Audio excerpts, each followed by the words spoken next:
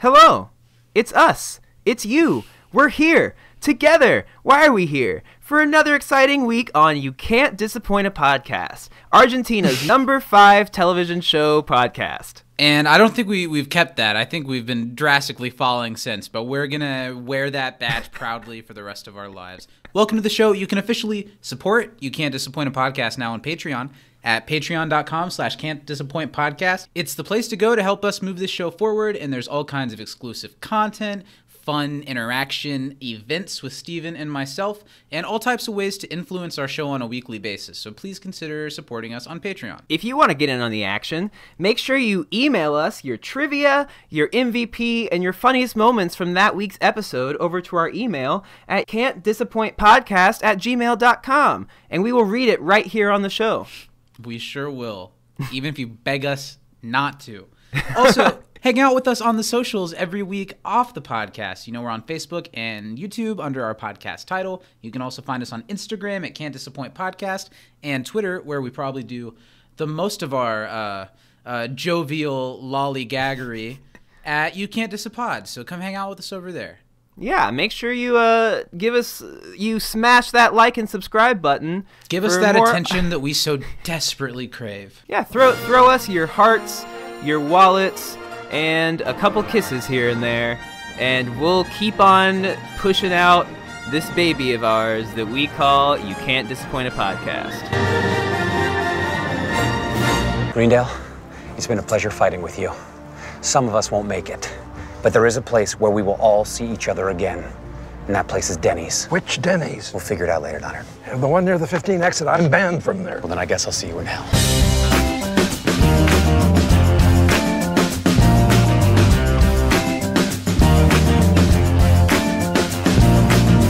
Against all odds, Steven, we've made it. Year 2. We're beginning a second year, a second calendar of this podcast. Who would have thought? This year, Harry Potter must not return to podcast. Harry's like, nah. I think I'm gonna. He said, it's either being under these stairs or be at wizard school. I think I'll take my chances. If I die, maybe that's still better. Yeah. Little ball sack monster. Oh, give me a sock, please. What a great way to start off the show.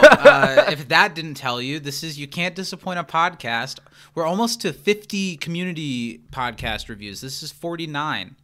Wow. Second year, and it's the end of the second season. We're capping off the second season of this show. Just like last week was a big birthday week, this week is kind of continuing that. The end of season 2. It's done. Season 2 is done and dusted. Yeah, thank God. What a snooze fest this season was. Yeah, it really dropped the ball on just about every corner. When's the show get good? Yeah, I've never seen it. I've never seen the program before we watch it right now. No, season 2 of Community is not only definitely a strong contender for the strongest season of Community front to back.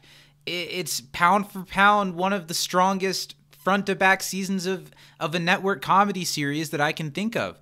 There are other ones that rival it, but man, is this one so consistently good and also consistently daring.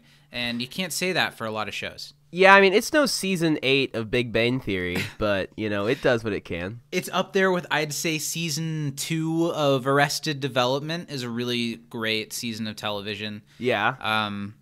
Like The Office season 3. Yeah, I think season 3 is the best of that show. Yeah. You're the Worst season 2 I'm a big fan of. Ooh, yeah. All kinds of good stuff. And Community's second season, it's a contender for, I don't know, I struggle to think of anything that tops it. I don't think all of those ones I just mentioned top this one. Arrested Development is tough to say it's not Yeah. on top of, but I haven't seen season 2 of Arrested Development straight through in a while, and honestly, with especially that stretch in this season where it was like pretty much from it's got a couple stretches. Yeah, from like Halloween this season all the way stretched through me out like you wouldn't believe. Yeah, it's incredible. It's so good. My favorite episodes of the show are in this season. 2 of my 3 favorites. So it's really good. Well, top tier stuff. Let's do this thing. Hi everyone, I'm Zach, and let's not draw this out. You don't get it, do you? I was drawing it out. Oh. Hi, everyone. I'm Steven, and first of all, pop. And second of all, said. as a one-man party, I don't think I can take part in this podcast anymore. So this is my farewell from You Can't Disappoint a Podcast, and my farewell to you, Zachary. Yeah, goodbye. May Finally, the force be with you. the dead weight of this series has been thrown off. Let's get into things. We're talking about community. We got to give a shout out to our lovely patrons over at patreon.com/can'tdisappointpodcast. The people who give us money to bring this show to you every week.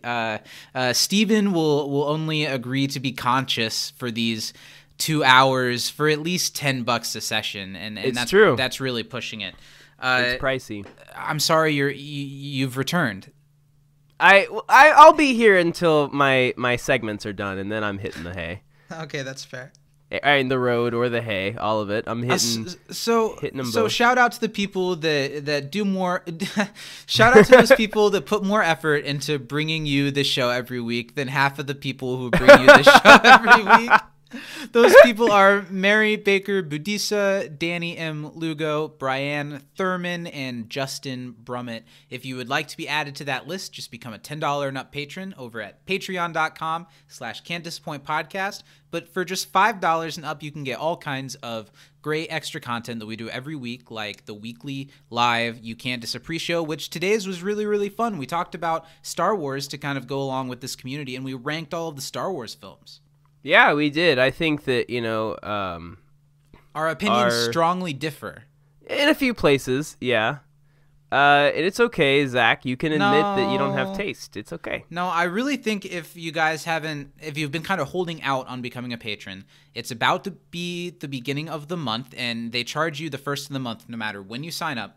So it's a good time to sign up. That would be a really good pre-show to check out. And signing up at the beginning of June, even if you only do it for 1 month, will get you all those extra entries into our giveaway, to segue to the other thing that we're doing right now. We're giving away, honestly a ton of shit, and it's being slept on a little bit. I'm not mad, but make it happen, guys. Make it happen. We're giving away the complete series of Community on DVD. 2 separately themed community t-shirts, 1 Dungeons & Dragons and 1 Paintball. We're also giving away a Chang Pop vinyl, brand new. I don't think they sell them anymore. That is him in his Season 1 paintball outfit. That's super cool. You're also getting a set of Remedial Chaos Theory dice that you can't even buy anymore from Alex over at 6 Seasons in a Podcast, which is really, really nice of him. Mm-hmm. And a lock of Steven and I's hair and vials of our blood mixed together. The game is to see if you can separate them. And it'll be easier than you think.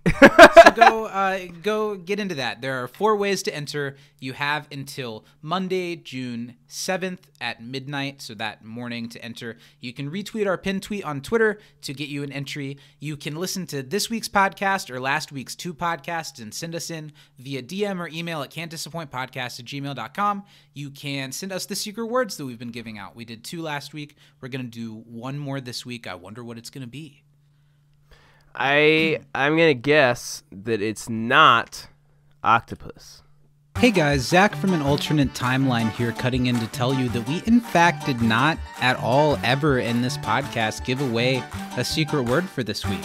So, because of that, your secret word for the week to get some extra entries into our giveaway is going to be disappointment, because we are one. Back to other us. Only way to find out is to keep listening. Hey! And then the other ways are you can write a review of this podcast. I think Apple Podcasts is the main one, but I'm sure there are other places to review. Just give us a quick review and send us a screenshot. That's 3 entries into the giveaway. And being a Patreon, being a patron over at patreon.com/can'tdisappointpodcast will get you more entries. And that's it. That's all the stuff. It's, not quite free real estate, but it's pretty easy to win this thing. So people need to pay get real on estate. It. Yeah. Exactly. It's real estate.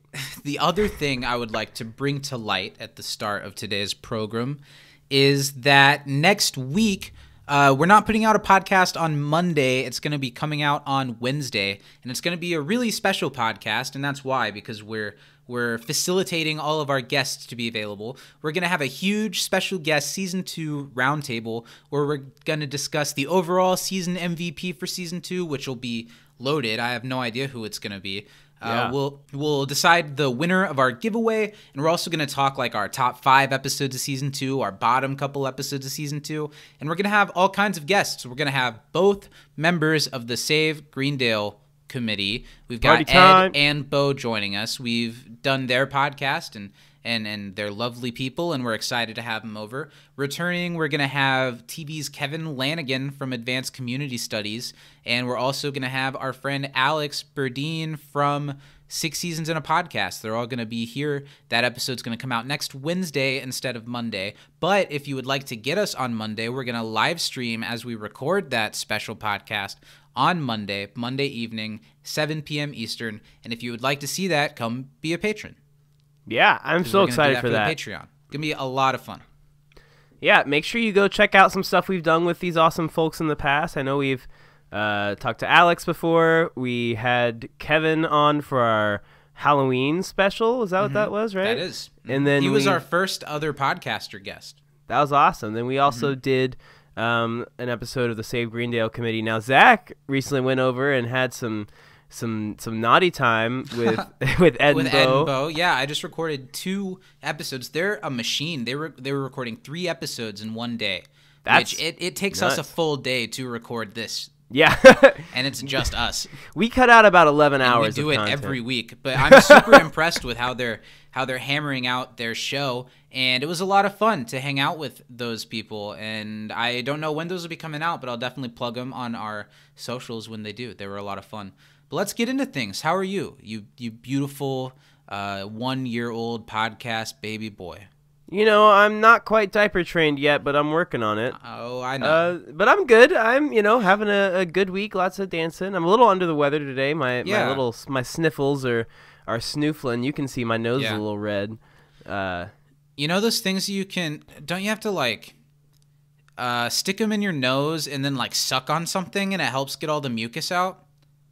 I haven't met them yet. It's like it's like a cup with like a hose attached to it. And I think you suck out and it helps clear out your maybe I'm making this up, but if this is a thing, I would love to do it for you. Like the thing that they use on babies where you squeeze a little suction thing and it sucks all their boogers into it? Yeah, I think it's like a adult beer bong-esque one of those guys. Nice. That sounds disgusting. I'd love to do that for you. You know, today the HBO Max Friends reunion dropped. Is that something that's today? Has that been on your radar? Is that something you I was really excited. I'm a pretty big Friends fan. I can recognize where it maybe falls short in a few areas, but I like Friends a lot. It's iconic. Yeah. I grew up watching it. My mom was a big Friends fan. Yeah, I'm excited to check it out. I definitely went through a period where I binged it, but I'm certainly not one of those people that watches through it while they're sleeping, starts it over again. You know, I used to be that person. It's not been that show for me. I used to just switch between Friends and The Office all the time. Yeah, that's kind of the basic thing. That's kind of what people do. Do you sleep to anime? Not anime. I don't sleep to. I have, but I don't normally sleep to anime. If I sleep to something nowadays, it's usually Dance Moms. Something about the shrill child abuse just sends it just soothes me, puts me right to sleep.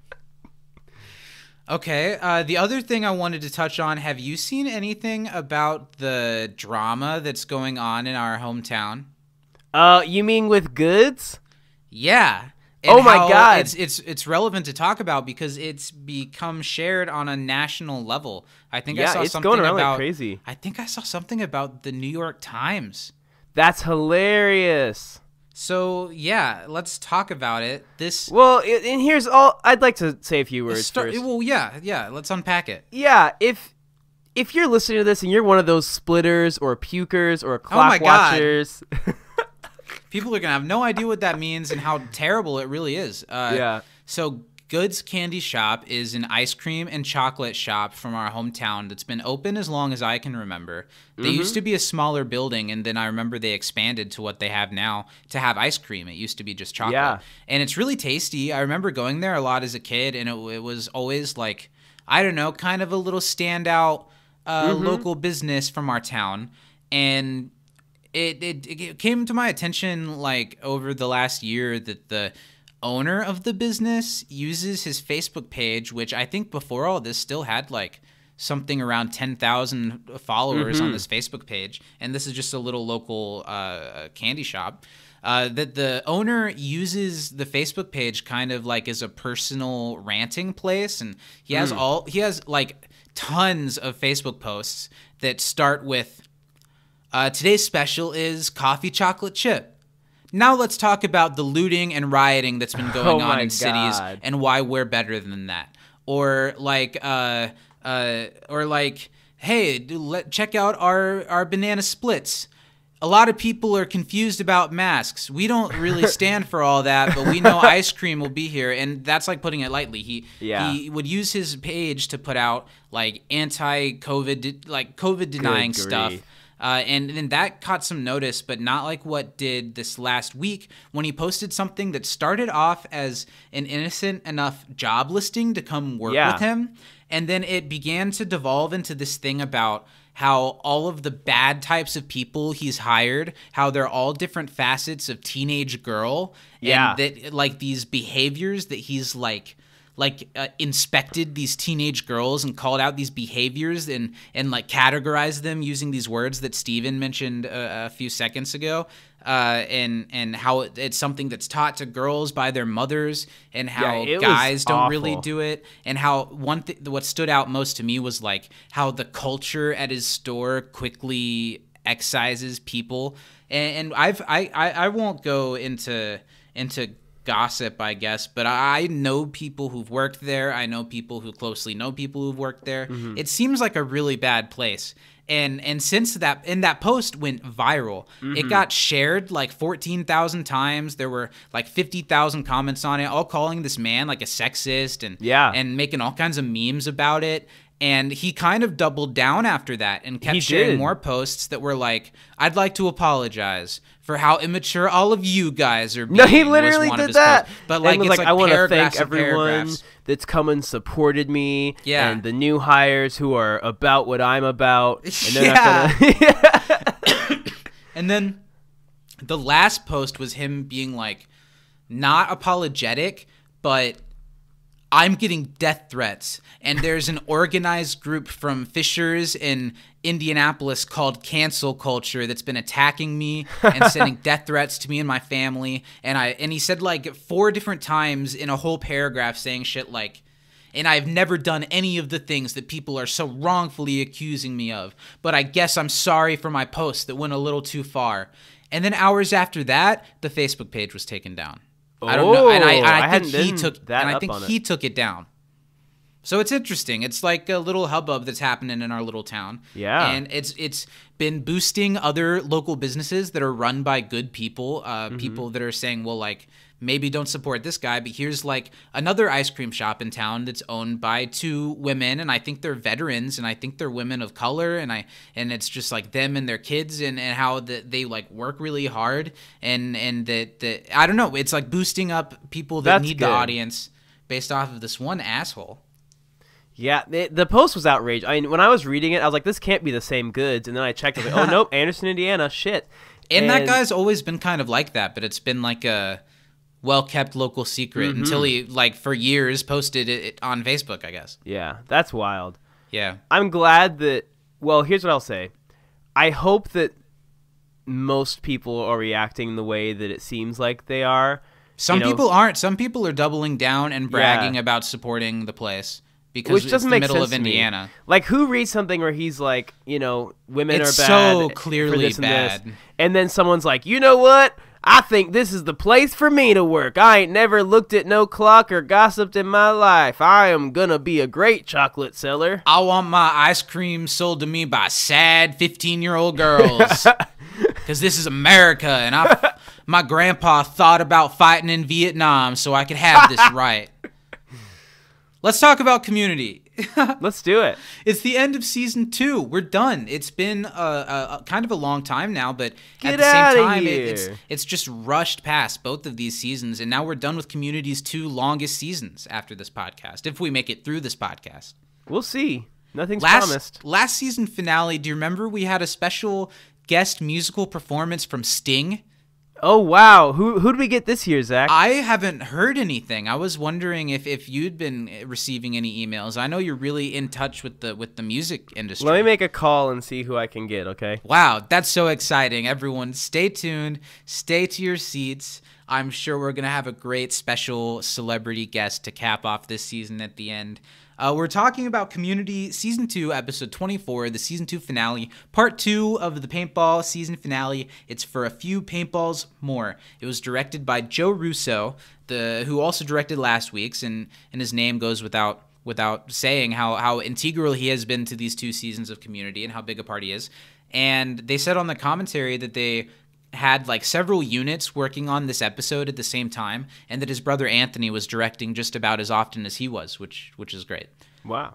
It was written by Hillary Winston. This is her last writing credit, but she's had a really good track record over these 2 seasons. She did Football, Feminism, and You, The Politics of Human Sexuality, Beginner Pottery, Pascal's Triangle Revisited, The Psychology of Letting Go, Celebrity Pharmacology, which I love, and then this week's. Yeah. And it originally aired May 12th, 2011. Nice. A couple episodes that I really, really like. I think of that bunch, Pottery might be my favorite, but I also really like Celebrity Pharmacology. I think I might. The Celebrity Pharmacology and Pottery are probably pretty close to me. Yeah, I like And those quite a Football, bit. Feminism, and You Football, is a pretty Feminism, and good. You is great. Oh, and The Psychology of Letting Go, I think, is a pretty underrated one. That's the one where Pierce's mother has passed away. Yeah, you like that one more than I did. I really do like that one. I forget what the subplot was. I think it might have been something with the girls that we didn't like that much. Was that like the oil? Was that the oil spill? I think that might have been the oil That spill. might have dragged it down a little bit, but I remember really liking the A plot in that.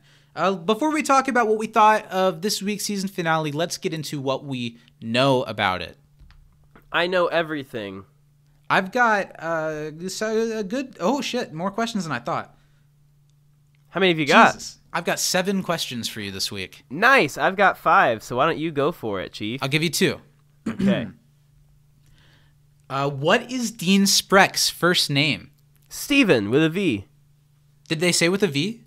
Did you watch it with subtitles? Subtitles, yeah. I didn't see that. I wrote PH just instinctually. Aw, sweetie. My second one, this is a little bit of a you question, I guess. Name as many Abed Han Solo nicknames he gives out as possible. Doll. Kid. There was one that was weird.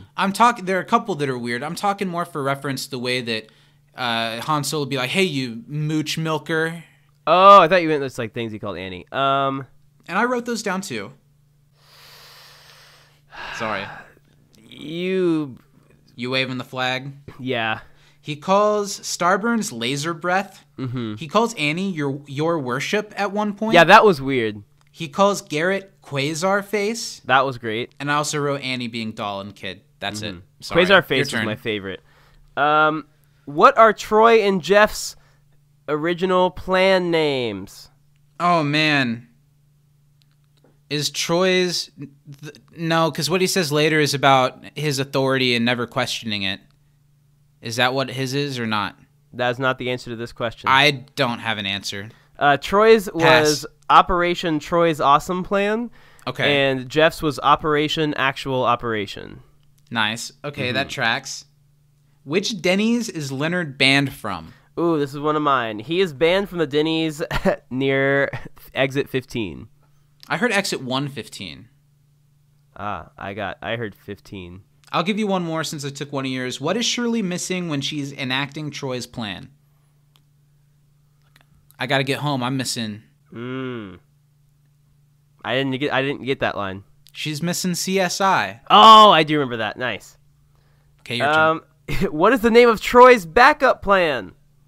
That's what I kind of hinted at, but I don't know. It's that Troy's. I don't know that you should never doubt him. I forget what the wording was. Close. Troy's awesome operation. Troy's awesome leadership is never in doubt. Okay. How many pudding cups has Pierce had when he fakes a heart attack? He's had 2. 3. 3. Oh, I wasn't sure if he had a third one or not. Because I know he told them 2 things. How long has Pierce been taking classes at Greendale? 12 years. Nice. Long time. Mm-hmm. What does Starburns maybe use instead of deodorant? Crystals. Yeah, maybe some kind of crystal. Yeah. Okay, this was my last one. Okay. What does Pierce disclose to the city college dean? The Jeff's kryptonite is wieners, and I don't know. Okay, I'll give you a half point for that. What was the first part? That Jeff wants to be a ballerina, Yep. and that his Achilles heel is wieners. So His he's- Achilles kryptonite. heel. Okay, okay. My last question for you, what is Pierce coming back for in the end of the episode? His day planner. Good job. He's late to go drink wine in his bathing suit. Yep. Yeah. I came up with a lot of questions for this one. That was fun. We kind of had a mixed showing. We got some right. We got some wrong. Some highs, some lows. Let's see what people wrote into us. See if this bodes well for us or not. Okay, let's do this. Let's see how many emails do I have today. I've got Dose. The first email is from Communies. Hi. Hey, Dad. Dad. Oh, we Did didn't shout out our papa. Let's put this back. And I'll be honest. I'll be honest with you. It was intentional. It was intentional. You feeling a little upset? It's been a while since I've been touched, and I could really use one of Daddy's spankings. See, So I was could go kind with of- a nice. I was kind of stacking the decks against us. I would like an embrace from Papa. Yeah. Filled with heavy breathing on both ends. Yeah. No words. And Just I don't want to delve into why, but Steven, if you yourself receive a spanking, I'd like to be present for it. Okay. Sure. If you could help me arrange that. And Yeah. I'd also like to say that the person involved is at Communities on Twitter, who does a lot for our show. They've been a great supporter since day one, and I'm sure that we'll lose that support any week now. We're going to find coming. ourselves banned from the community podcast group chat. It's like, Steven, stop showing up at my family cookouts. It's really weird. I'd rather hold my granddaughter on my lap than you. Well, I think he took offense to me walking up and yelling, "That's not potato salad," every 5 seconds, even though there was no potato salad there. So I was correct. We really appreciate Raisins. their support, and go give them a follow on Twitter. It's Communities with 2 S's. They do a lot of great stuff for the community fandom. And I'm sorry. So from our proud father. Asterisk. Yeah. Hi, guys. For a Few Paintballs More is a great finish to Season 2. It jumps right from a Western to the space Western Star Wars without much effort, and I am here for it. My MVP for this episode is Abed. He holds Han Solo until he's covered with paint. It's true. He did. It was good. Even a I'm little sure bit you'll after. mention it, but the Cougar Town crossover in Season 2 gets completed with Busy Phillips and Dan Bird showing up in the background and a single 2-shot. In a Wise single wisdom 2-shot. from our papa. Yeah. Here's the trivia. Let's hear it. What did Pierce try to charge the city college henchman when he was caught? Ooh, good question. I think this was 3 paintballs. I believe you are correct. That was a good question. That is a good question. What 3 things did Dean Spreck say was the reason City College would win? They have higher sperm count. Is it they're Even stronger in their and women? faster? We'll see. I like even in their women because it paints it paints City College as a strong and accepting place for trans people. Yeah, good for you, I love City that. College. Whose face is on the poster that says "Welcome to Greendale"? You are already accepted. Well, that'd be Bonus. one Mr. Dan Harmon. Oh, really? Nice. And bonus, what is the character he plays name? I don't know the character, but what it's in reference to is during season 1 and maybe even before season 1, there were these little videos that were kind of like informational Greendale videos starring Nice. Dan Harmon as, I believe, the dean of the school. Oh, that's cool. I haven't watched them, but that's what it's in reference to. Maybe I'm wrong that he was the dean. I'll have to check those out. Nice. Have a great one, guys. Community's Matt. And the answer too, is 3 Papa. paintballs. We were correct. You were right. Stronger, faster, and higher in sperm counts Nice. even in their women. And Dan Harmon as Dr. Pat Isaacson, Dean of Admissions and Professor of Women's Studies. I think I got a little bit of it wrong. I don't think I said harder. I think I said stronger, faster. You did. Higher sperm counts. Harder. I didn't say harder. The sperm is what's most important in most things. To I me. didn't say harder at all. I think you're just thinking of Daft Punk's You were just thinking harder. harder, better, faster, stronger. That. They don't Thanks, kill me. Papa. We appreciate the lovely letter. A phone call would be nice. You can be my Black Kate Moss tonight. Okay. Next one. Rest in peace, From- Daft Punk. Yeah, right. From Danny. Hey, guys. Happy season finale. Hope y'all are having a great day so far. Quick email today because I'm very sick, but still wanted to send in questions. Sorry if they're repeated. Thanks for writing in. Hope Speedy you feel recovery, better. Danny. And how dare you Yeah. get me sick? Oh, shoot. Yeah, unacceptable. And if you want to get Steven sick, there is a Patreon tier. There is a Patreon tier where you can be my dance partner. It's not on Patreon. You got to ask for it on the side. Mm-hmm. And what's the price range on that again, buddy? I think right So now with isn't all it like the 3 airfare, easy installments of... Yeah, you gotta at least be able to agree with my Star Wars opinions without being prompted. So, good luck. Who is Britta hugging when Magnitude jumps over the paint bomb? Now, she specifically told me today. I know I always say my questions are easy, and then you This always week miss they're them. really But easy. this I week don't they're know baby that one. questions. Who the hell? Who was looking at Britta? Like, no, I usually am looking at Britta, but it's Troy? Magnitude's on the screen. Troy? I hope Troy. I'm gonna hope Troy. That's my guess, but I don't really know. Because that would be a softball for me.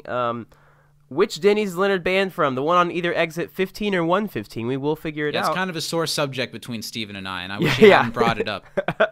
What's I the thought you City knew College logo? It was one building with two smaller buildings, and it looked like... Dick and balls, like a Yeah, blocky, it was- like a Minecraft Dick and balls. It is. You know they have Minecraft porn? That's like a thing? You know you can really enter anything into, they have blank porn and it'll fit. Isn't it like... Is it Rule 42? Is that what that is? I don't know. Rule I think you 72? spend more time thinking about it than I do. Oh, there's something like if it can be made into it, it will be. What's the object... What goes up will get down. Which object are Annie and Abed hiding behind in the cafeteria? A table? A cow. Ah, good one. Maybe. In which order do the study group members lose the game? Oh. Say that one more time. In which order do the study group members lose the game? Baby questions? Yeah. Jeez, let me pull up the episode really quick. Okay, so it's gotta be... Is Troy first? I Or is think it's Jeff is Jeff, first. then Troy, then Annie and Abed, then Britta, then Shirley, then Shirley. I feel like I don't remember seeing Britta get shot because Britta got shot right before Shirley did. Was it right before? Okay. Because Shirley And gets then- out and is like, and then "We Pierce won." never gets shot. It's Or true. does he at the end? No. Yeah. Okay, I think that was a decent try. We'll keep up with it when we go through the episode. Mm-hmm. Maybe. If you're counting Chang, he got shot in the first episode several times. Oh yeah, that's true. Big hugs, I Danny. wasn't counting Chang. Thanks, Danny. Hope you feel better by the time you're listening to this. Yeah. It'll be a lovely funeral, I'm sure. Our condolences. Well, this doesn't come out until Monday, so she I want could be dead by I then. want to be prepared for the worst. My deepest condolences. We'll see you. We'll see you later on in that deep black abyss. In the big old Greendale paintball game in the sky. Was that all? Is that all you got? Yeah. All right, then let's move into the next thing, Steven. It's again an eventful episode, sort of. Let's see how you can do. Do you feel ready at all? I think as long as I don't yell that a black guy was chasing them around the whole time. Although I would like to say that in hindsight, it was a black man that was was the black masterminding man. this whole thing. And he was the isn't it one- always? Seems to be. All right, so let's see if Steven actually watched the episode this week. It's always hard to tell. He has a great poker face of gives absolutely nothing away. Let's see what it is. Let's all gather together for Argentina's 5th favorite podcast segment from what? March 2020. Let's find out. Did Steven watch the episode watch this the week? episode this week? All right, let's do it episode. I've got my clock up. 20 seconds, as always, is the time. Let's go for a high grade this week. So unprepared. Let's go for a high grade this week. I'm gonna go for an A+. All right, I'm gonna start. You ready? 3, I guess. 2, 1, go. Surprise, surprise, everyone. The ice cream cone was a black man. It was the dean of City College. Bad guy. Then they are like, okay, we got to take down the City College guys because it's Star Wars now. And Magnitude sacrifices himself. And then Jeff and Troy are both leaders. They split up. And then Annie and Abed kiss because he's Han Solo and they love each other. And Show's got to get home to her kids. Then Pierce wins the whole game the whole time because he gave secrets, but he secretly wanted to win because he loves Greendale. Stop. That was not bad. That was what not the bad. I got them all out in like the last 5 seconds. That was I kind of you did. The only thing, it would have been nice to touch on the ending with Pierce leaving. Mm-hmm. That's the only thing. But you got a lot of it in that last 5 seconds. I did. Oh, and you even kind of, your joke in the beginning worked for me a little bit. I wanted to give a good grade today, so I'm going to because I feel that you've earned it. We're going to give it an A-. Wow! Is that my first legitimate A other than the cape? I think it could be. Wow. Which, by the Season way, if finale, you haven't good seen vibes. our birthday special, Nobody's seen it. It's an audio podcast. If you put it in your ears, not in your eyes. So you mean 2 seasons of that has finally gotten to you, Zach? However, for that episode, though, we did include a video clip from earlier this year. Goddamn bitch. From our 8-hour live stream that we did, one of our favorite funny moments of that. And I definitely recommend checking that out if you haven't yet. The cape. That was my cape noise. That was great. So yeah, let's get into the next thing. What was your favorite funny moment in this episode? Again, it's one of those episodes that what's funny about it is more how hard they're committing to it and taking it seriously. So did you stretch it all for a favorite funny moment, or was something obvious to you? Honestly, I kind of did. I was trying to think while I was watching it, like what makes me laugh, and it's not really a laugh out loud episode. I think even less than last week's. But I'm gonna go with the middle school boy in me, and laugh at when they raised the City College flag, and it was clearly a penis going over the butthole flag for. Yeah, that was funny. Okay, mine, I dug a little bit deeper than that. I thought it was really, really funny how after Magnitudes had this really dramatic death scene when they're all like, for Greendale, Magnitude gets back up for Greendale after laying there dead for like I didn't notice that. That was really funny for me. And I it love was an Magnitude. episode, it's little moments. Yeah, I had kind of, it was because of the commentary, but I kind of had a little bit of a revelation. A relevation. Relevation? You're getting up on your toes? Yeah, I had a what? I don't think it That's means what releve anything. is. Oh, I had a relevation because of the commentary that Magnitude, I've always just thought of him as, it's funny because he's just another weird person that's at Greendale, and he has a catchphrase and that's his thing. But he's totally a satire on like the stereotypical like black guy character from older sitcoms. The black guy who comes in and says like, hey, and everyone's like, yeah, it's a party man. And everybody goes crazy, and that's totally what Magnitude is. And I love Magnitude. I think it's really funny. I like Magnitude a lot. In like all seriousness, Zach, and I'll stand by this, if I ever go back on it, you can play this clip. I think Magnitude is my 4th favorite character on the show. Wow. But I've also heard, and if you want to hear too, patreon.com/CanDisappointPodcast, how you rate certain Star Wars movies. Oh, so the correct Magnitude way. being your number 4 doesn't, I don't know. I love the guy. Maybe number 5. This has gotten awkward. Let's get into it. What did you think of this episode, both as a cap-off of everything that they set up last week and as a cap-off for everything we've been presented this season on Community? I like it better than the finale for Season 1. Okay, but that's not a huge bar. No, it's not. I almost wish that there was one episode after this to kind of wrap things up or have some sort of into it, but I guess maybe I'm just used to Community, every season other than the first 2, thinking that it was going to be canceled, so it kind of has to, end everything. But I like the episode. That's something that I think is interesting about moving forward with Community, because the first season was made without too much outside interruption, because it hadn't been aired yet. So it's really innocent and pure. And then season 2 is a little bit mean-spirited in its humor in a way that works for the show. And I think it's because they've started to see like what characters people like, what pairings they like. They're kind of being a little more meta. And then season 3 onwards is where the show really affects the show, because in season 3, I think, sure, season 2 they probably knew they were coming back, but I do not think the show was a hit by any means. No, and I think they were, and then season 3 is when at a point they took the show off the schedule and no one knew if they were going to air the rest of the season, and fan involvement got it brought back on. So I think season 3 in the beginning is now they're really responding to what is being put on them and how on the bubble they are. And I think it helps the show in certain ways, but I also think it hurts the show in certain ways. And it's going to be fun to tackle that. This is kind of the end of Community at its most pure and its most daring. For me. Yeah, I don't disagree. I think season 3 is, as much as I like season 3, it has Community some of was best very episodes. self-aware. Yeah, I think it was very,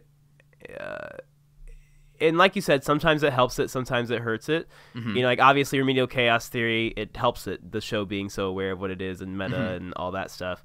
But in other episodes, you know, especially later on, I think it can be a little bit of the same shtick. But speaking about season 2, I really enjoyed this episode. I think that it pairs really well with the first one, or I guess while the second. Also being a completely different direction.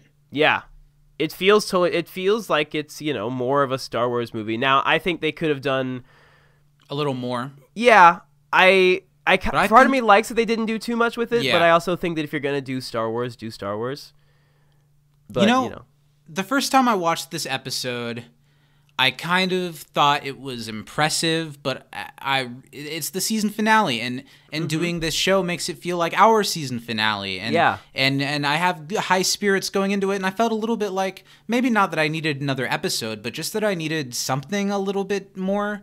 But then by the last watch, I had almost completely reversed my opinion. I found myself laughing a lot more at it. I found myself saying like, oh shit, to a lot of the action moments. I think surface level, I enjoyed this half better than the first half.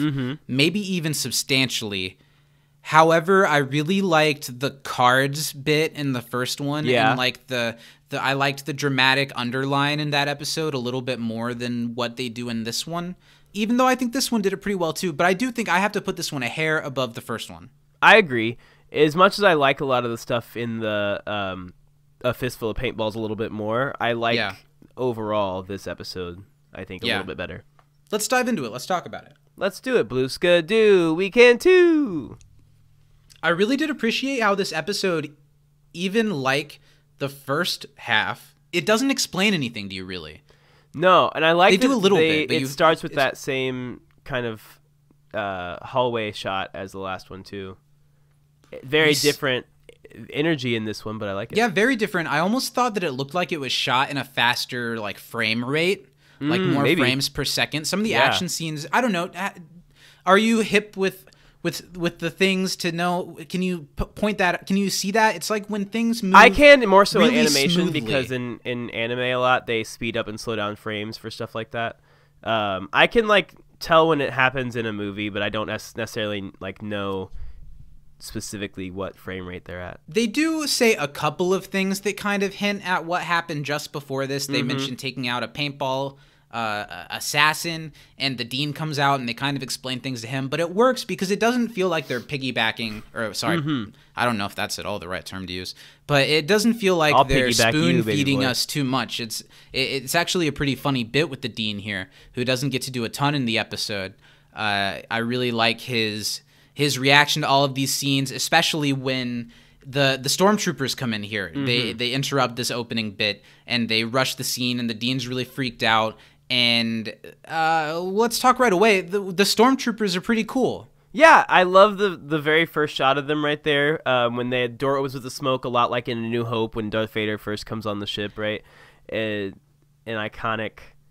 Yeah, and there's a lot to that then it's an ice cream cone that steps out of the dirt, and it's a really cool moment. It does look a lot like A New Hope when An ice cream Darth Vader cone also presents himself voiced the by a first black time. man, just like Darth Vader. Well, that's how you know they're the bad guy. Well, right? yeah. Well, that's what culture has that's told what they us. taught me.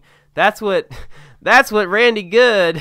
Oh no! And the okay, We yeah. want to thank our sponsor this week. Yeah, okay, let's do it. We're Now- proud to be sponsored. We got a really great deal on the sponsor. Yeah, It was cheap as I guess hell. nobody else wanted to promote them. I don't know. Crazy. I haven't been on the internet lately, so I haven't seen anything. But we Yeah. want to thank I've just Goods been stuffing Candy my Shop in fat Anderson, face Indiana. with pounds of free chocolate. Yeah, and I love the chocolate. You know, down at Goods, I walk in and I get exactly what I want. Submissive staff. They all look scared. Sometimes they're Yeah, still red yeah. from a smack they got in the back room. You want, when you get a beautiful treat like ice cream served to you on a hot day, you want to feel like, I don't know, you want there to be an edge to it. You Yeah. want it to feel like this could become an unsafe environment at any second for any reason, and they really nail that feeling down at Good's Ice Cream Shop in Anderson, Indiana. Do you want a help me message written in your birthday cake? If so, you're not going to get it at Goods, because we wean out the people that would do that right away.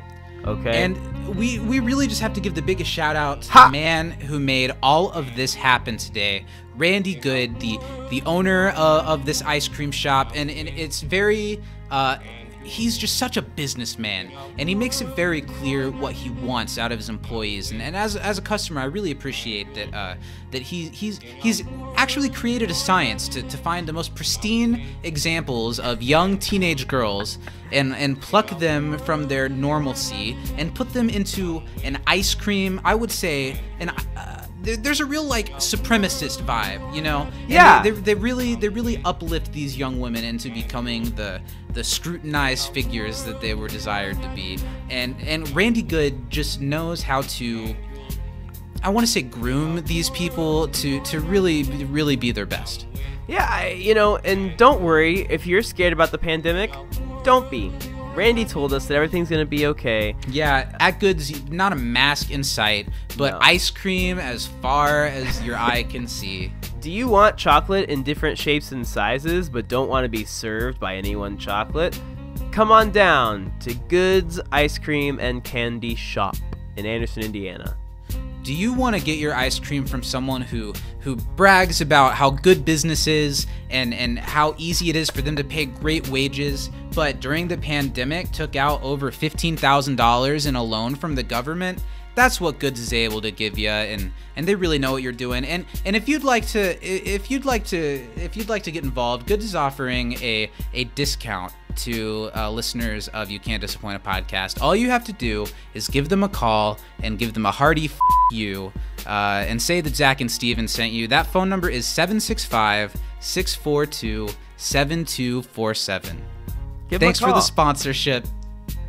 And also, if anyone's looking for a job, Goods is currently hiring at Yeah. the whopping rate of $11 Yeah. an hour. Don't worry, people in different states. That's legal in Indiana. And then not only is it a great place to work because there's lots of sweets all around you, but are you someone who doesn't like talking back, has never, doesn't know how to tell time? Are you someone who will not respond when spoken to if they say something mean or rude to you? Then this is the place for you. We don't want anyone who's going to split. We don't want anyone who's going to puke. We don't want clock watchers. If you want to be a good girl or good boy, Then this is Randy the- Good's your man. A true American hero in these hard times. Let's move back into Community. Give him a call. Yeah. I like that the dean is naive enough to at first think that Pistol Patty has been abducted by these stormtroopers. And then we get the Darth Vader reveal. They take the mask off of him just like Darth Vader. And I love the way, I don't know the actor's name who plays Dean Spreck, but he's just eating it all up. He's just really making a meal out of what he has to do in this scene. And the weird sexual chemistry that he and the Dean always have is a little bit on display. It is. They hint like at it. it a little bit. That was almost my funny moment. If not, Troy after Mac like trying to say, "Pop, what? What was he gonna say?" That's really funny too. But I love the two deans here because, all that Dean Pelton wants to be is a good dean. Yes. And this guy just rubs it in his face that his school's a little more successful. Right. Cost money. Yeah. It's mean. It's mean, but I love the tension between the two of them. Yeah, and the Dean Spreck is definitely, obviously he's the villain here. He's an asshole talking about how, smirking about how he provoked Greendale students to destroy their own campus, which is kind of a dunk on Greendale. Mm-hmm. What did you think about the Dean rhyming bit here? Getting real close to the Dean's ear and the haven't seen how being this Gene Green can pleen. I will not eat them in a fox. I will not eat them with a box. I think you had that backwards. Funny. Oh, no, I said what I said. Yeah, it was funny. And the Dean quivering at his voice in his ears, great. Troy and Abed narrowly escape. But I love the setup to this. There's a little bit of intro. There's this is a cool... there's just that little flash of action. Yeah, all of a sudden shots start firing. And Troy and Abed narrowly get away. And the Dean...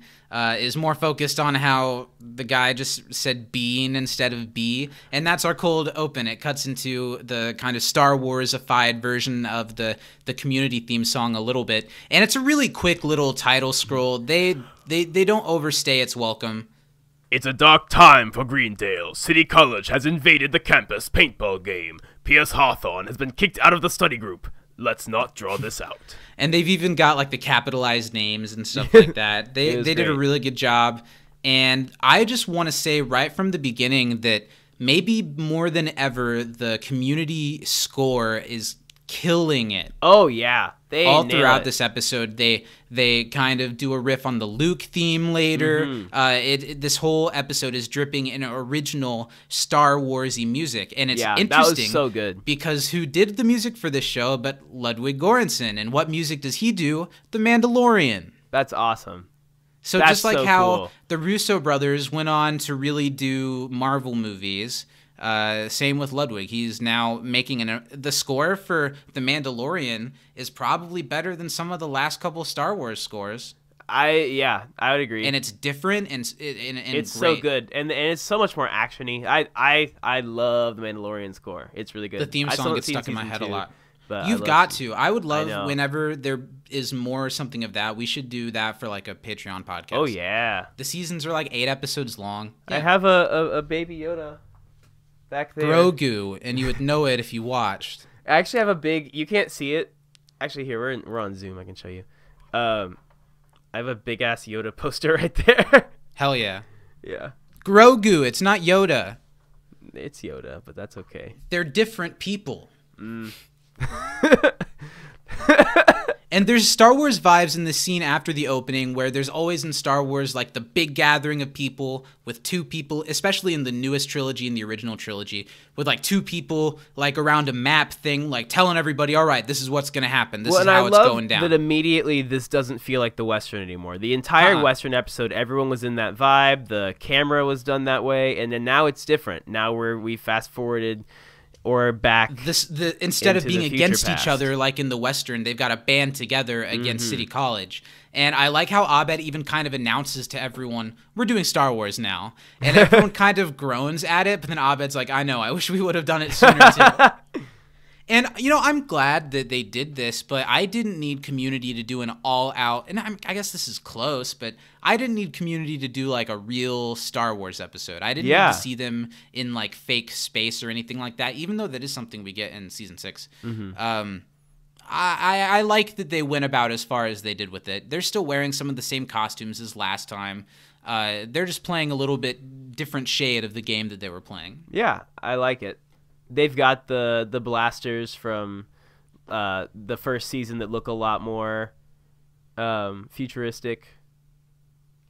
Magnitude. I love Magnitude. Really shines in this episode from the beginning. I love how especially like he raises his hand to speak out to the crowd, and first off, pop pop, and then everyone's reaction. I love how always every single person is like surprised that he's said it again and just so delighted that he said it again. But usually that's all we get from Magnitude. In this episode, he gets to talk a few times.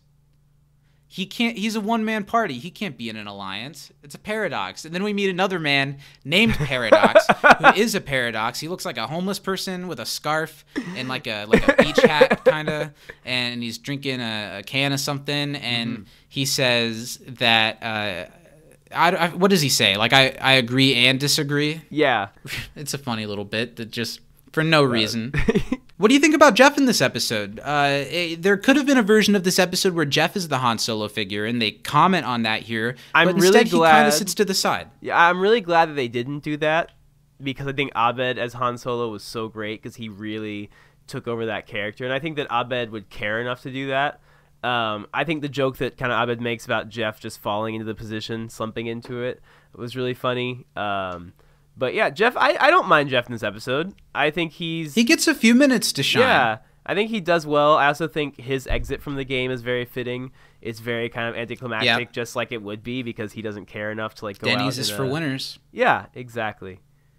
I really like the bits here with Leonard. Leonard's another side character that gets several moments to really shine in this episode.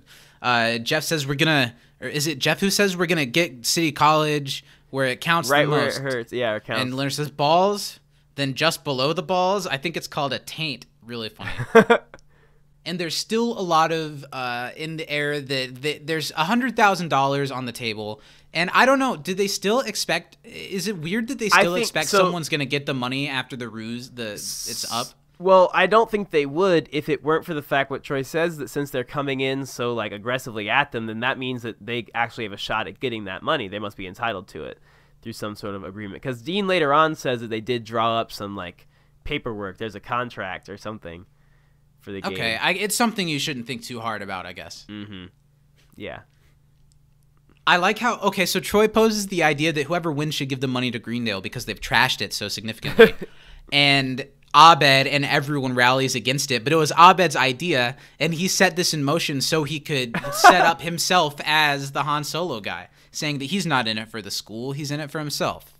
This is so funny. Classic. Abed makes a great Han Solo throughout this episode. Yeah, I think so. I think he really nails it top to bottom.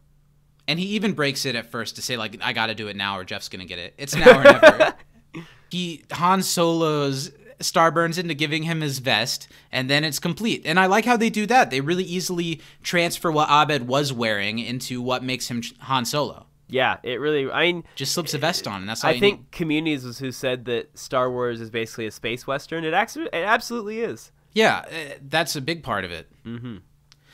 I really liked the bit here where Shirley's like, "Could I just go? You know, like I've got kids." And Troy yells, "You stop thinking about your newborn baby and think about the people that need you." Yeah, that was great. I love Troy in this episode so much. Yeah, Troy.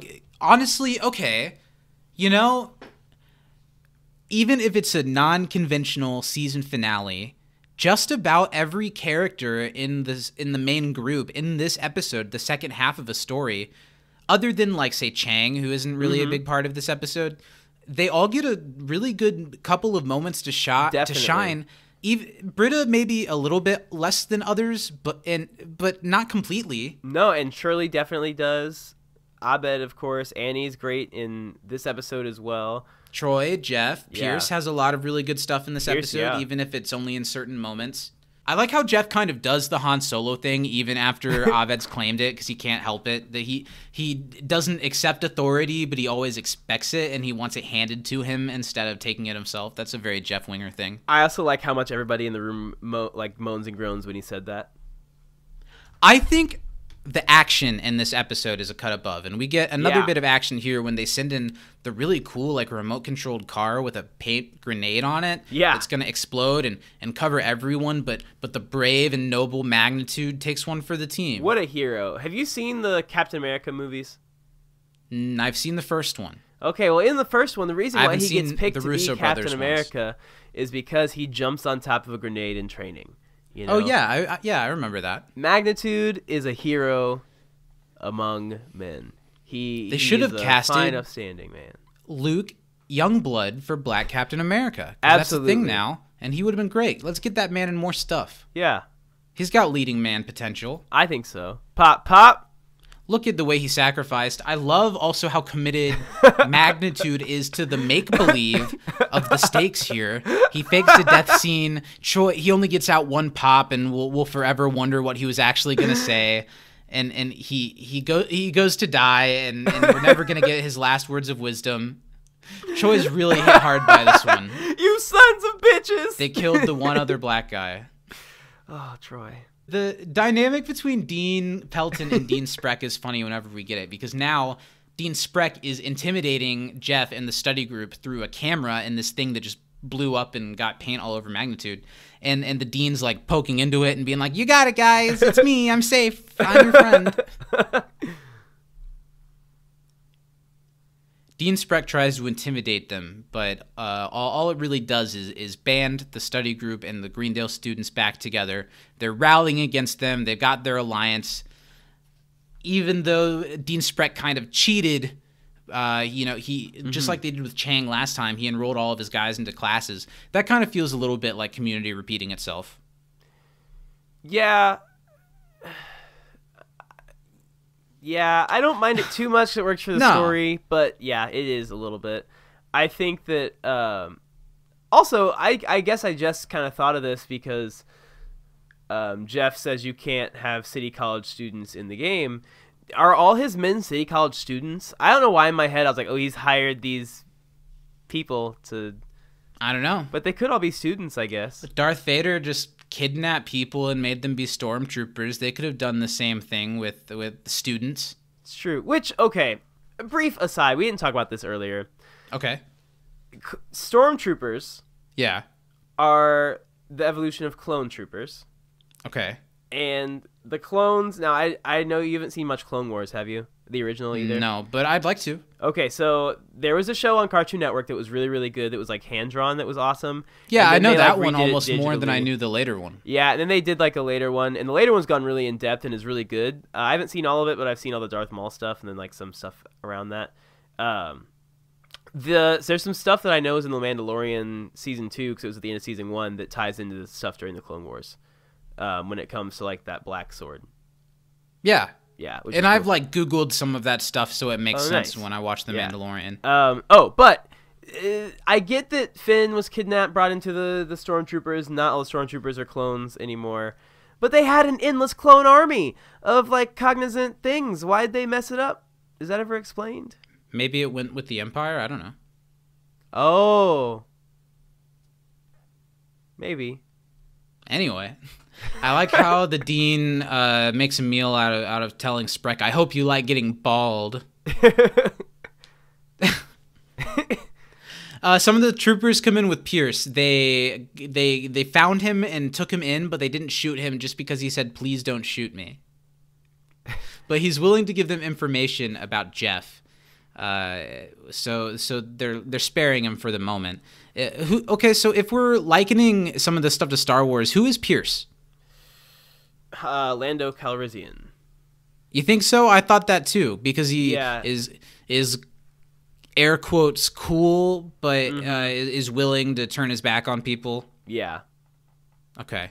Jeff is gathering all of the students together so they can defeat City College, and he's totally like taking the authority, but acting like he had no choice but to, just because Jeff likes to be the center of attention. Mm-hmm. And yeah, they all band together and call out for Greendale. Troy kind of interrupts him, and they waste time. But when they all cheer for Greendale, yeah, Magnitude joins in, and I think that's a really funny bit. After the commercial, I was a little bit surprised that we get pretty much verbatim the thing that was in the end of last week's episode. I thought that was more just a little thing for a flash forward. I don't know how I feel about this scene. The shot. This is one of those higher frame rate scenes like you were talking about, right? Yep. And it was really good. But we do get the City College flag, which is great, and it totally looks like dick and balls. How does all this stuff get past the NBC censors? I don't know how that one got past. That was pretty out there. This is also where, as some stormtroopers patrol the area, we see the poster that has Dan Harmon on it. That is a slightly younger Danielle Harmon right there. What a handsome man with the OG human being. Yep. The troopers are shooting a poster or looking at the poster, and it was a trap to get shot by some of the study group. We've got Shirley, Annie, and Abed working their magic, and we end up with just Abed and Annie in a storage room together trying to get this supply of paint, and Abed turns on the Han Solo charm. And let's talk a little bit about the chemistry between Abed and Annie in this episode. There was some heat. It's not the first time, and it won't be the last. But now it's just because Abed's playing a game, but there's stuff. Honestly, I don't hate this pairing. Yeah, I don't either. I like it. They kind of, after Choi leaves the show, and even some before, they become really good friends, and I think I like that better. But no, I wasn't hating this. One of our listeners on Twitter, I'm pretty sure his Twitter is @MattAF, and he is a huge Jeff and Annie shipper. He's written into the show before, and he wrote, I didn't really realize it until, we got to this stuff, that he wrote in that, like, I put the call out for trivia on Twitter, and he said, fun trivia for this episode. This is the worst episode of the entire series and deserves to be removed from the series. I don't agree, but that's pretty funny. That's amazing. He is Matt as He sure is. Annie tries to write off Abed at first because she knows that he's just playing a character, but the Han Solo charm just works. Now, it doesn't work for me whenever I try it, though. I think it's just your voice isn't as gravelly as Harrison Ford's. Where's my dog? I'm gonna whip you. I'm Indiana Jones. Is that right? Yeah, why did it have to be snakes? The Call of the Wild. I'm the president, and I'm on Air Force One. And now I'm jumping on a plane. Yeah, Star I Wars was a 10 and carpenter. 11. It really got weird. You. Yeah, I have to. Okay, so you need to pay for the Patreon to see the whole thing. But on our Star Wars pre-show, Steven was talking about all the movies and how he liked them, and he's like, "Well, yeah, I thought this was good and this was good, and then like episodes 10 and 11, and this is supposed to be the Star Wars guy." Yeah, he's like episodes 10 and 11 were a little bit of a step down. I literally have. Oh, I didn't show you this. I should have brought this out during the pre-show. I literally have an actual manga that is Star Wars, and it's 3 parts, and it's so cool. Shout out to the black main character in that part. But this is like extra as hell. That's cool. But it's like actually a manga. It's really cool. That's cool. When is it set?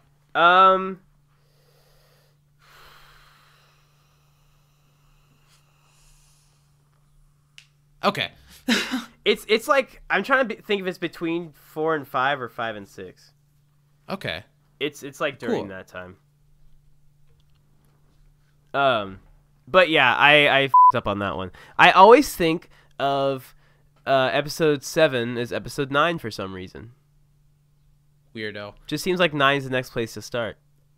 Now they're all around a model of Greendale, and this is when Jeff and Troy kind of spar over their different ideas of how they should go at this situation. And I wonder who made this model, or if it was already there. Or... Well, I thought they were going to make a joke about it being like A diorama? in the an anthropology diorama or something like that, but they didn't make that joke, and so they didn't explain it. But it's a nice... I am a big fan. I've never really had one, but in my mind I would love to have like something like that. It's like a replica of like a place, like a Lego city or something like that. I thought it'd always be so much fun. You know, you could get like a Lego city. Hey, and build listen, it. I went to the Lego store here in Chicago for the first time not so long ago, and I was like Pretty a cool. little kid. They were so nice, and so shout out to the Water Tower Lego store because they had such nice staff. Not affiliated with Goods Candy. I felt like such a bad person for leaving without buying anything, but I certainly walked around and looked at each and every toy and Lego set in there, and I was like, the Star Wars stuff is so cool, Zach. Did they still have where you like scan the barcodes on the packages and there's like a little hologram thing where it like comes to life? That's so cool. Not in the one I went to. You would like scan the code on the package, and then on the screen it was like a mirror, and you could see the package that you were holding, and it would project these, like, if it was a Star Wars one, they'd project like Star Wars Lego figures like fighting on top of the box. That's so and stuff cool. Like that. It was pretty cool. Oh shit, that's awesome. Maybe they don't have it because of COVID, so people don't touch all the packages. Speaking of like things that did Star Wars and did Star Wars well, Yeah. the Lego Star Wars video games are really, Classics. really good. Classics. Yeah. I hear Lego Indiana Jones is good too. Okay, we digress too much. I like the bit here where they're all arguing over their plans to save Greendale, and Troy gives away the plan about spraying paint through the sprinklers, which is a great idea. And he talks about, I'm going to use my dope plumbing skills for it. Yeah. That's a good callback. And Jeff compares it to the Little Rascals. He says, we're not in the Little Rascals. And Leonard said, I was. That was really funny. Was Leonard Ergman ever on The Little Rascals? Richard Erdman. Richard Erdman? Might have been. I don't know. His credits are huge. He might have genuinely been. That's really funny. Can we look that up? Yeah, we haven't been wasting any time. We can waste a couple seconds. Sorry, Zach. Let me quickly look through Richard Erdman's entire massive filmography really quick. I'm sure the listeners won't mind. He was not. Great work. I searched was Richard in the letter E, and it said Erdman in The Little Rascals was the top thing. They're arguing over plans, and it gets out of hand. So Annie fires a shot and takes charge, which Garrett kind of shows some Randy Good qualities here. He doesn't take orders from girls. Maybe I'd have more choice words than Quasar Face. Yeah, I think so. Although Quasar Face it really gets across for a number of reasons. Annie's a good kid and a better shot. This is a very Han Solo moment from Abed. And Annie's starting to buy into it. This is when she's calling him Han. The roleplay is real. I'm into it. Annie steps in and decides they should do both plans. They'll create a distraction and they'll do the paint sprinkler thing. And they split up into two groups and they enact both plans. I like how many extras we're seeing that we've never seen before. I was just gonna say, who's that again. old guy that looks like There's Eric random Roberts? old people. Pierce, meanwhile, is perfectly safe, snacking on some pudding, but Dean Spreck is getting annoyed with him because he hasn't actually given away any information other than that Jeff wants to be a ballerina and he likes wieners. I like how when Dean Spreck lists off those things, the Dean's like, yep. I like Dean Peltman is like, yep, and yep, as in, like, nods affirmingly. But Pierce, for one more pudding, see, he has three here. Yeah. But later there's 3 on the desk as well. That's why I said 3. He has more deets to spill for more pudding. But, the but Dean foosball Spreck's getting table was annoyed. the answer to Danny's question of what. Oh, sure. They're hiding behind the foosball table. What a baby question. No problem. How did I not know that? Did we get the other ones? I don't. Some of them. I was focusing in this scene too much on this palpable sexual chemistry between Allison and Danny. Danny, who wrote in? Yes, between Abed and... I said Danny? I meant to say Annie, but we were talking about Danny. Yeah. I I think just you think said Danny Allison and- and Danny as in Danny Pooty. Oh. I just think Abed and Danny would make a beautiful couple, okay? Yeah. I just think they'd be great together. I like that. Their moment is interrupted by some stormtroopers, and there's a big shootout action scene, and this is when the action in the episode starts getting pretty impressive. I thought it was shot very well. There's still some things where you can really tell what's CGI'd in and what isn't, but it doesn't bother me as much as it did last week. No. I think they did a great job here. I think Troy looks great this episode. I really like his costume. It kind of shows him in a little more kind of muscular Leading action man, action light, stuff, which is less good of a boy. because he's taking the lead, in That's half of true. this, I which wonder like. if that was something that there was a lot of thought put into that for his costuming. I don't know. A lot of them are hiding Jeff and Leonard and Kendra with a QU among a couple others. We missed you.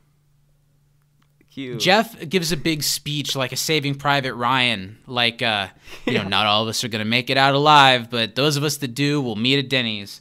But it's really just kind of a way for him to get out of this, I think. He picks up his gun. Leonard gives away that he's been banned from a Denny's. What do you think Leonard got banned from Denny's for? Oh, do you Indecent think it was exposure, for I would imagine. Either that, like I could see Public Leonard urination. dining and dashing, something along That's those lines. true. Just not. I'm not paying for those silver dollar pancake suckers. pretending to have dementia like they did when they played poker to get out of paying the bill. Jeff gets up to start taking some shots, and he's immediately taken out. Well, not after Vicky sacrifices herself first. But Jeff immediately gets taken out. No, and he's not yet. He's okay for now. Is he not outrighted the second? No. Okay.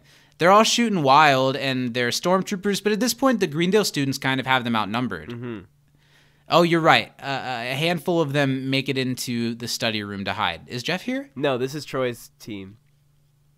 Okay. Zach, Shirley's missing. Zach, who has the episode in front of him, not knowing what's going on. I'm We're not sharing. an action movie guy. When a lot of things are moving really fast, I get scared. It's okay. I'll protect you. I don't like it. Daddy's here. Matt from Communities? Oh, by the way, make sure you guys make it to the end because I've recently heard back from Cher's Twitter that she will not be performing, but her son Chaz Bono will be doing a dramatic reading at the end of this, so stay tuned. Oh my god. Yep, you heard it here, guys. Stick around. We really spent our whole career of this show budget getting Sting that time, so You said Cher, and I was like, okay, I can edit a Cher live song at the end of this, and then you said a dramatic reading of the soliloquy from Hamlet by Chaz Bono. Coming up. Don't touch that dial. I know, we got him. I can't believe it either, you guys. Do you want me to try again and say something else? No, it's okay. No, buddy, you did great. You did great. The fans are gonna love it. I couldn't decide between Cher I'm and sure Michael Chaz Bolton, is on Cameo. and then Cher said that she couldn't, but Chaz could, and so I didn't want to be rude. What was Cher's? What was Cher's tweet where she declined? So, for those who don't know, Sorry Cher to only Indiana tweets boys. in all caps. Panda emoji. And emojis.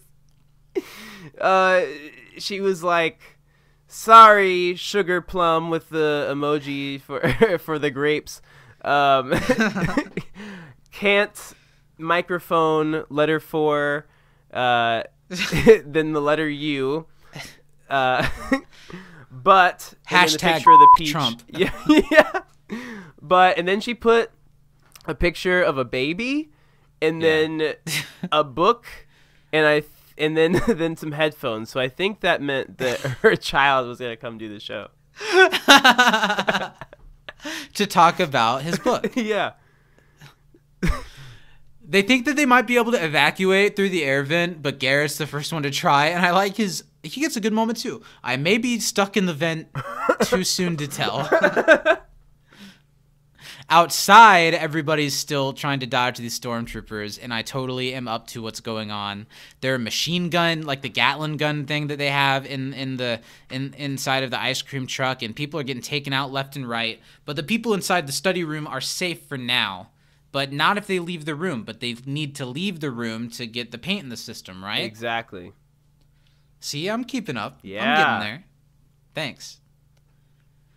So it's time to do Troy's mission. They're gonna try to shoot their way through, and Troy and Abed do maybe their most badass handshake ever. Troy What? is out first, not Jeff. Is that what's happening right here? I think so. Oh no! Well, we'll see because we're cutting back and forth from outside to inside. Drama. The drama. Outside, the paintballs are flying. It's amazing that more people aren't getting hit. Yeah, what an awesome But they're set, though. stormtroopers. That'd be so much fun. So, oh yeah, sure. And I'm noticing a lot of these paintball splatters are definitely computer added. Mm-hmm. They look good though. You can't really tell unless you're looking for it. You really This just is can't tell. 'Cause Jeff. there's Jeff's paint moment is on- first. He has Oh, his that one moment with looks pretty Kendra with the weird. QU. Yeah. Does he give up to get Yep. away from her, or is he trying to be a badass? No, he's trying to be a badass, and he gets shot right away, but he doesn't really care. No. Also, he throws down Chang's gun, which is a very nice thing to have, just on the ground. Yeah, that's true. They won't be seeing him at Denny's. Mm-mm. Denny's is for winners. We got to absolutely shout out 6 Seasons in a Game. This amazing multiplayer online paintball community theme shoot 'em up with so much detail put into it. It was really fun to explore the Greendale campus, and I would definitely go play that. It's free on Steam. Just an aside, Fan-made, we should yeah. do a like Pre-show of that? Sure. I was gonna say with Ed and Bo. That'd be fun. Play like 2-on-2. We could do that for maybe like a live stream Yeah. or just to play. That'd be fun. Yeah, that'd be fun. Let's practice a little first. Yeah, because you don't have any experience really with shooters. Yeah. And I have a Why don't little you bit. coach me on the pre-show a couple of times, then we'll invite absolutely. our friends. I bet we can make bots to fight. They're getting pinned down. Annie, Abed, and Troy. Kendra with a Q is running through the wasteland. With a QU. And gets shot. QU. You're right, both of them. Britta makes it a long time in this for not doing very much. Another thing I wanted to mention, a lot of the people have these communication devices, these microphones on their face. Yeah. And Community is such a show that when they do these outlandish things, they have to like explain why it's happening. And I don't think that's happened here. Why do they all have these? So they can all talk. That's how like they're keeping in touch I know with that they do in Troy's Star team. Wars, but like in universe, where did they get these? Who had these? Oh, just from the. Do tech they ever show department. them like getting No, them? They just didn't have at them. all. They just have them. All the important people do. Leonard's been in a few real wars, but this paintball battle is the most terrifying. I love how Leonard, I almost said Leonard Erdman. Richard Erdman is such an old man that when he talks now in like his 90s, his eyes like kind of bulge out of his skull, and it really accents what Leonard says a lot of the times beautifully. I love it. Basically, everyone's screwed. The people trapped on the inside are getting taken out by stormtroopers. The people on the outside are getting taken out. But someone's got to make it out alive, and Annie's about to be the person, but then Troy sacrifices himself for her. Is that what happens? Kind of. He wants to go be the hero. I didn't see it as him. As Annie was going to step up and do it, but Troy goes and does it first. Makes sense. I love this scene. Yeah, Troy gets a really badass Rambo machine gun death. He didn't actually get shot with any paintballs. No. He said that his eyes were closed and that they were like shooting blanks. Oh, really? And that they edited all that into him. Just about everyone's dead. Shirley wants to get back to her kids, so she's trying to make her way out of it, and she kind of gets a little badass moment. You know, she can. Maybe people don't want to shoot her. Maybe they're trying to be nice. I don't know. Shirley's no punk. Shirley's Shirley done pretty well in all the paintballs. She's going to get back to her kids. You're right. She has. Annie and Abed have another moment, and when Annie realizes that Abed's going to stop being like this after this is all over, I guess Abed initiates it, but they've got to act on what they're feeling if they're going to do it, or else it's never going to happen. So they full out, they smooch, and it's got some heat behind it. Oh, definitely. It's age appropriate. Mm-hmm. It's at Matt AF, I think this is the best episode of Community, and that it should be the only episode that is available. Matt just turned this shit off. He says he's never turning it on again. You just lost a listener. I'm surprised he didn't a long time ago. Yeah. I'm surprised he didn't the first time we said, we're not really that crazy about the romantic pairings. How badass is the sequence? Shirley gets the paint in the sprinkler system. Don't think too hard about it. It just happened. Yep. And the paint starts to come out, and Shirley just narrowly misses it as she runs out of the room. Yeah, that was and awesome. All of those the paint stormtroopers falling get on the doused. stormtroopers. I also love the shot of the bleeding paint in the room where Abed and Annie are kissing from the outside. As the guns are raised on them. It's pretty cool. I'm sure this is dangerous for all these people to be ingesting this paint. Oh, definitely. But there are a lot of cool shots. Is that one of Troy covered in paint going down on the floor? Is that a reference to the movie Platoon? That might be it. Nice. Good catch. Cool. Meanwhile, back in the office, I feel like Pierce's deal with Dean Spreck is really running thin. Greendale is kind of getting farther than anyone expected, and it's annoying to Dean Spreck. And Pierce isn't really getting him anywhere, so he's about to go handle things on his own. And he tells the stormtrooper that's in there to kill Pierce, prompting him to fake a heart attack. The stormtrooper takes off his mask, and he's like, "Buddy, are you okay?" I think that was a really cool moment. Mm-hmm. Abed and Annie finishing their kiss covered in paint. It's cool. Yeah. It's a cool shot, and I don't know, man. Well, and here's what I will say. I didn't think I shipped anyone in Community, but now, just because of you, Matt AF, if that is your real name, Annie and Abed just make me feel a way that no one ever has, no fictional couple ever has before. They're the true end game. I hope the Community movie, they're married, they have children. That'd be great. And they've also adopted Troy. Yeah, I'd love that. But pretty much as soon as the situation is over, they finish kissing. Abed's like, oh, it's done. Bye, and leaves. And I really liked Allison's like, ooh, yeah. Ooh, like restabilizing herself. I thought that was really great. Really cute. Leonard gets a badass gun shooting moment. He takes out a couple of stormtroopers. City College knob gobblers. And he takes a shot like a boss. And Britta is just kind of like, she's not wanting to take charge at all, but everyone else is dying, so she's just kind of like, oh my god.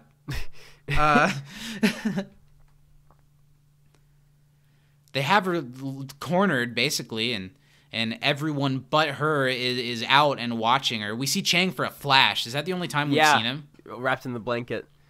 I like how cute it is that like Troy and Abed and Annie are like, you can do it.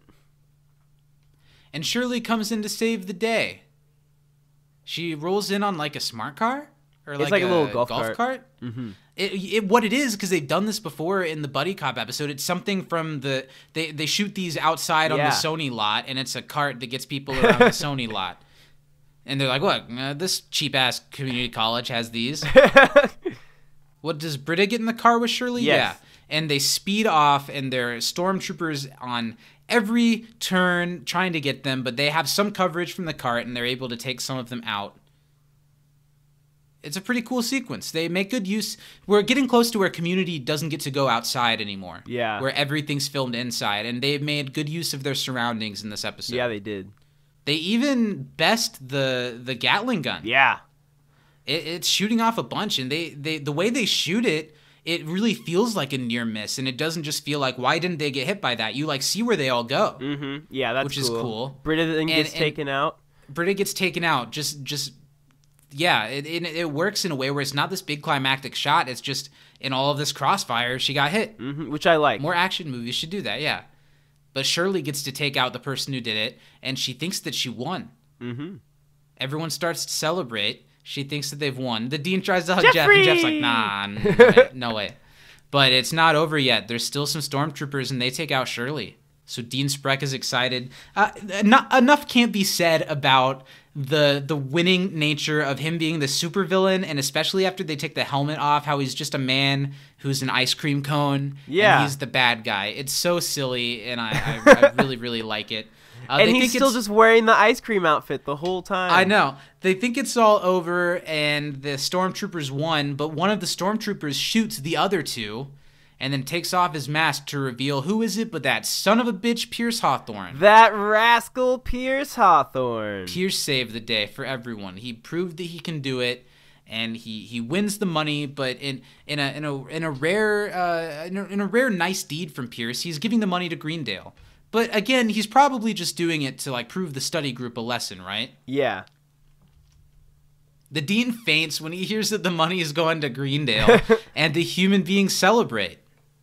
And yeah, that tiny cameo from the two cast members from Cougar Town to complete the cycle. Interesting. There you go. The shows must have shot really close to each other. Mm-hmm.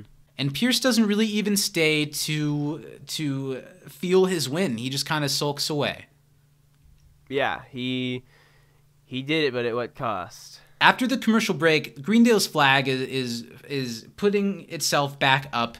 The study group is putting the table back together. And now we're going to get in these last couple minutes post-paintball kind of the culmination of the season, right? This is kind of what ends it all. The study group sans Pierce is meeting in what's left of the study room. And I really like seeing them have a meeting all drenched in paint and the graffiti and paint all over the room, I think is cool to see. Yeah. It's the study group's final meeting, and they need to decide on a class they can all take in the fall. Abed shoots down taking another anthropology class because it'd be a sequel, and sequels are almost always disappointing, which is some meta commentary that you could read into because this season so nailed it, and they go a different route with it in season 3, and that's probably for the best. Yeah. Annie's still kind of trying to get some Han out of Abed, but Abed's done with it. He shoots it down. He says, "Cool down, Annie." Abed's hair all caked in orange looks really cool. He throws Annie the jacket. Something is like the vest. Something is like "You can always remember me by this." But it smells like Starburns' crystal that he uses for deodorant or his body odor. So it kind of breaks the cycle. The attraction was Annie and Abed. It wasn't the jacket. It's true. Man, it's truly the love story for the ages. I like it. Jeff even has a nice moment of saying that he's going to let Troy make the decision of what class they take which is a big deal. And because he kind of usurped Troy when he was having good ideas earlier. So he gives Troy an opportunity to decide, and Troy, thinks and gets it all together, and he's given it a lot of thought, and he decides that they should all sleep on it. Which is kind of the show telling us that we don't want to decide until next season. Yeah. Pierce does show up in the study room, and he says it's to get a day planner, and it sets off the groups like, "Oh, we know why you're really here. That's not why. You want to be congratulated." But in an appearance that's truly not what's going on. He comes to retrieve his belonging and leave the group behind. He's running late to drink a bottle of wine in his bathing suit. And I want to say that Pierce... Okay, so Jeff stops him and says that... well, no, he doesn't get to say anything because Pierce delivers his speech. And I think this might be Chevy's best moment in the series so far. Really? I think it works really, really well. And the storyline that's been through this entire season has been Pierce being excised from the group. And in the study group, even though Pierce is who he is, they treat him like a thing that they can do whatever they want with at any moment.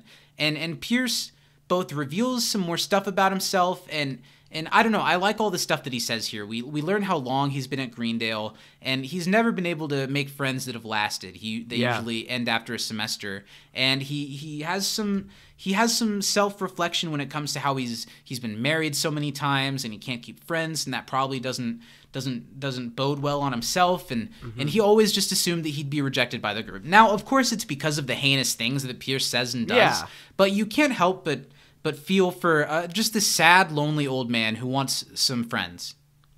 Even though he needs a study group and he wants so badly to be a part of it, he has had to go through this before where he's been kicked out, and he's kind of come to terms with that.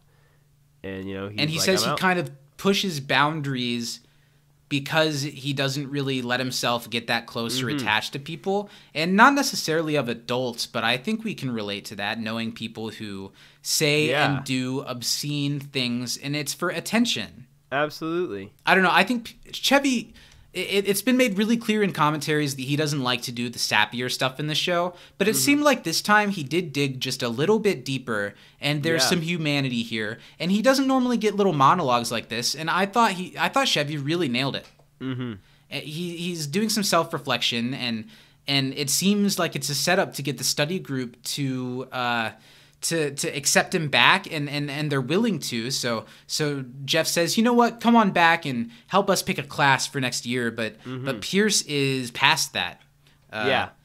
He's seen that what the study group does is kind of toxic, and he's done with it.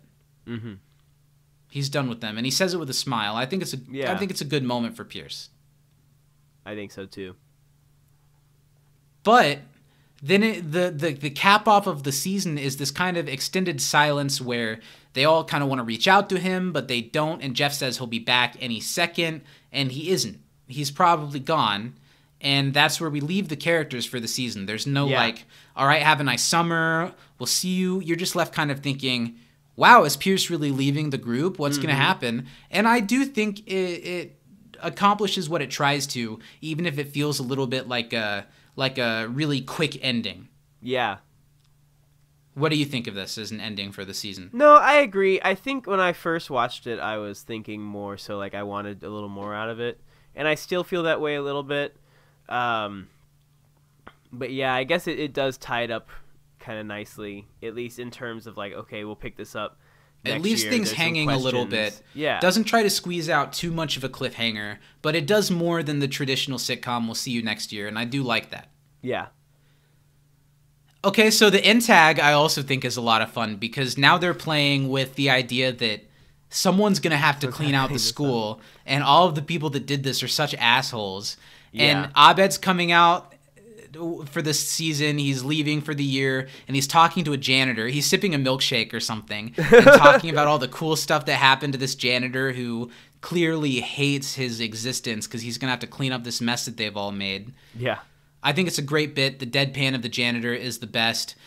He mentions, why use guns? Why just spray the whole place with paint? Nah, but it's like, we already did that. You've been to the library? And then I think my favorite joke in this is Abed saying, any good plans for the summer after he puts his trash on the floor because he says you can put it anywhere. Any plans for the summer? It's like, nope. No plans. I was like, cool. Bye. I thought it was a really funny bit and a good a good end tag to end the season on. And that ends season 2 of Community. We did it. That was awesome. Great season. Like you said, one of the best of a sitcom television show ever, I think. Yeah. Yeah, one of the best seasons ever. And I have found new appreciation for these paintball episodes over reviewing them for this show when I kind of put them down a peg before. I don't know how high it boosted them. I haven't quite put them in my rankings yet.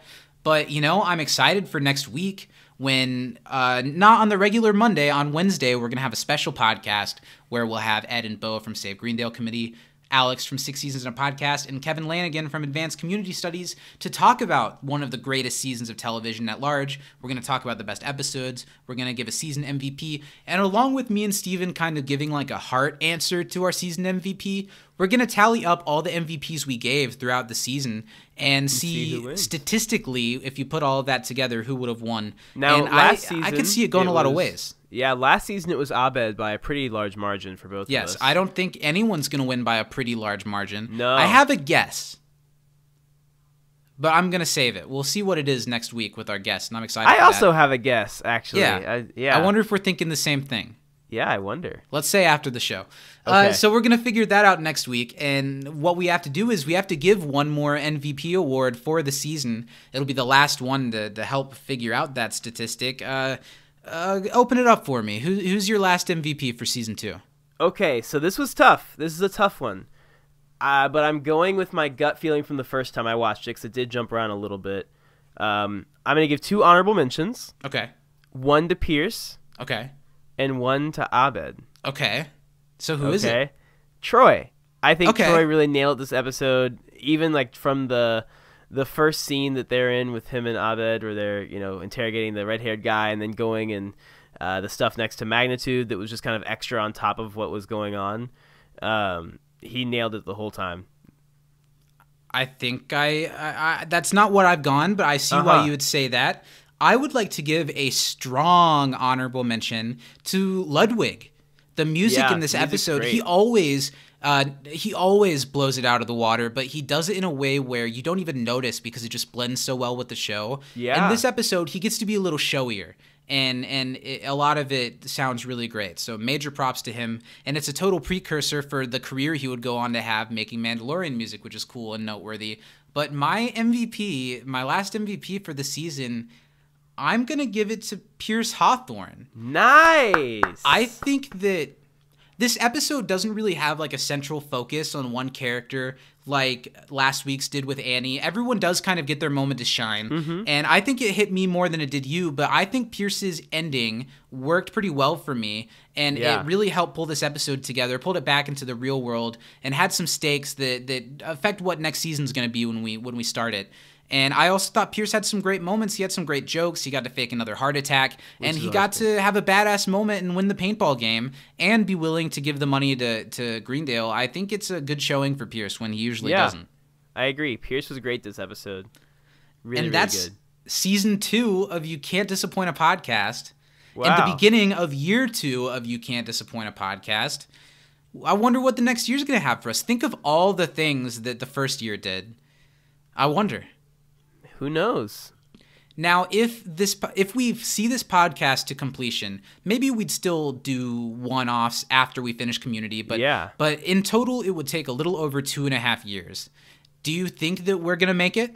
Yeah, to the end of it, I'm sure. Do you think we're in it now? Do you think it's? I think we're in it now.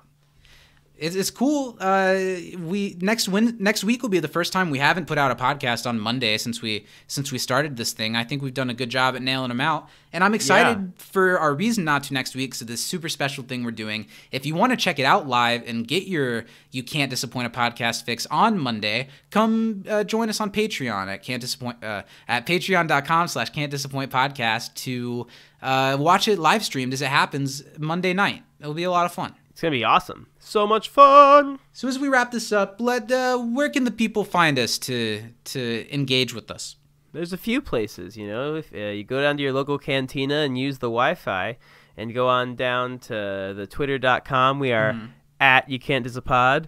We are also on Instagram at Can't Disappoint Podcast, as well as on Facebook and the YouTube under You Can't Disappoint a Podcast.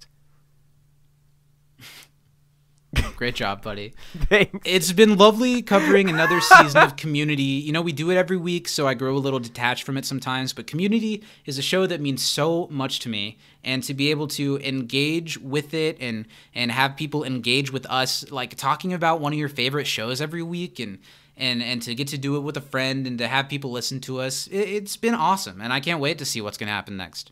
Yeah, thank you guys who have been with us from the beginning. Thank you for the ones that are just tuning in for the first time today, and everyone in between. This is really awesome that you guys listen and interact all the time. It's so cool, and you know, it's a lot of fun doing this with you, Zach. I really enjoy it. I look forward to it every week. Some of the weeks. Yeah.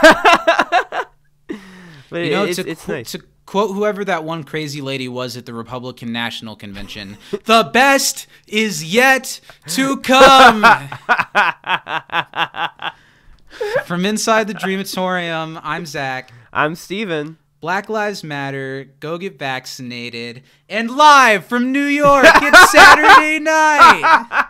Pop, pop. Oh, wait, my story unexplained earpiece is ringing in, and someone's told me that, Steven, Yeah. Cher is in the building. Cher is here? Oh my gosh, hold on. Cher's tweet had nothing to do with Chaz Bono. It said, it was meant to say, I can't wait to be there and perform live for you, and my bill is $2.5 million. And thankfully, we've launched our Patreon, so we can foot that bill. And I'm so excited to tell you, to cap off season 2, superstar and Community superfan Cher. Do you believe in love after love?